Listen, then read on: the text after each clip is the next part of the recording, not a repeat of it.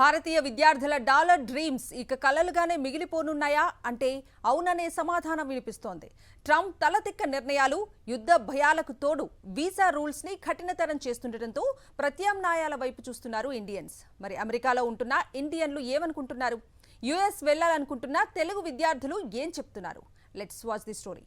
Trump తలతిక్క విధానాలతో America వద్దు బాబోయ్, ఇంకేదైనా దేశానికి వెళ్లేందుకు వీసా ప్రాసెస్ అయ్యేలా చూడండి అంటూ కన్సల్టెన్సీల చుట్టూ తిరుగుతున్నారు భారతీయ విద్యార్థులు. వాస్తవానికి అమెరికాలో టెక్కీలుగా 50% ఇండియన్సే ఉన్నారు. అమెరికన్స్ కంటే తక్కువ జీతాలకు ఇండియన్స్ పనిచేయడంతో భారతీయులకే అమెరికా కంపెనీలు ప్రాధాన్యత ఇస్తాయి. అయితే అమెరికన్ ఫస్ట్ నినాదంతో ఎన్నికల్లో గెలిచి ప్రెసిడెంట్ అయిన ట్రంప్ వరుసగా ఇండియన్స్ టార్గెట్ గా వీసా రూల్స్ మార్చడం మొదలుపెట్టారు. దీంతో కొత్తగా వీసా తీసుకోవలసిన వాళ్లు అమెరికా కంటే వేరే కంట్రీ బెటర్ అని ఆలోచిస్తున్నారు. అమెరికాలో ఆల్రెడీ ఉన్నవాళ్లు కూడా ఆ దేశం వదిలి వచ్చేస్తున్నారు. రీసెంట్ గా నమోదైన గణాంకాలు చూస్తే అమెరికా పట్ల భారతీయుల అనాసక్తి స్పష్టంగా కనిపిస్తోంది.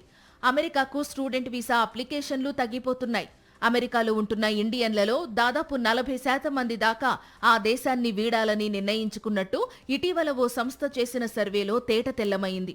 అమెరికా కాకుండా Canada, Germany, Britain, UAE, Saudi Arabia, Singapore, south Korea వంటి దేశాల వైపు చూస్తున్నారు.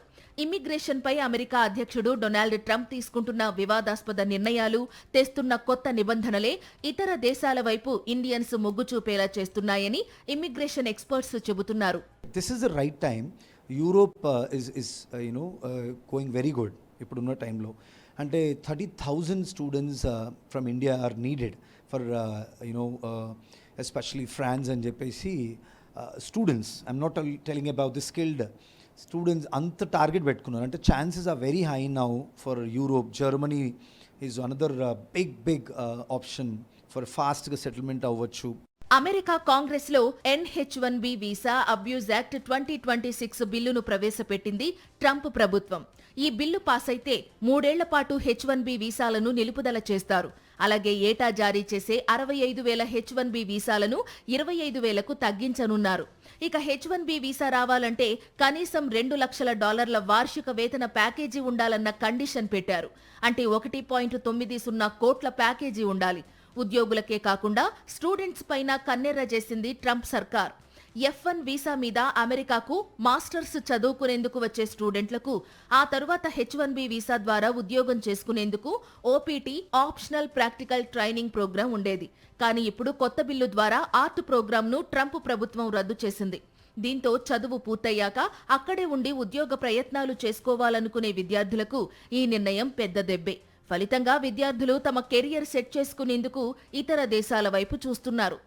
యుఎస్ మార్కెట్ డౌన్ ఉంది, వీసాస్ రావట్లేదు కాబట్టి ప్రాసెస్ దాకా వెళ్ళేసి వీసా టైంలో రిజెక్షన్స్ బాగా అవుతున్నాయి. సో మెయిన్గా యాజ్ ఎ స్టూడెంట్గా ఏం చూస్ చేసుకుంటున్నామనంటే యూకే అండ్ యూరోప్ ప్రాసెస్ చూస్ చేసుకుంటున్నాము.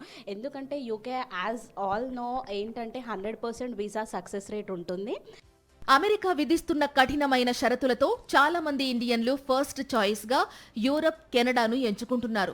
ఆ తరువాత జర్మనీ కూడా భారతీయులకు మంచి ఆప్షన్ గా కనిపిస్తున్నది. దానికి కారణం ఎక్కువ మంది ఇండియన్లను ఆకర్షించేలా జర్మనీ ఆపర్చునిటీ కార్డును తీసుకురావడమే. దీని ద్వారా 1 సంవత్సరం పాటు స్కిల్డ్ ఇండియన్ వర్కర్లు అక్కడ పనిచేసేందుకు అవకాశం ఉంటుంది. ఆ తరువాత దానిని పొడిగించుకునేందుకు ఛాన్స్ ఇస్తారు. ఇప్పుడు ఇండియన్లు చూస్తున్న మరో దేశం యుఏఈ.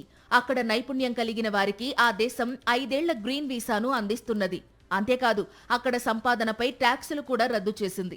దీంతో అమెరికా కంటే ఇతర దేశాలకే ఓటేస్తున్నారు భారతీయులు.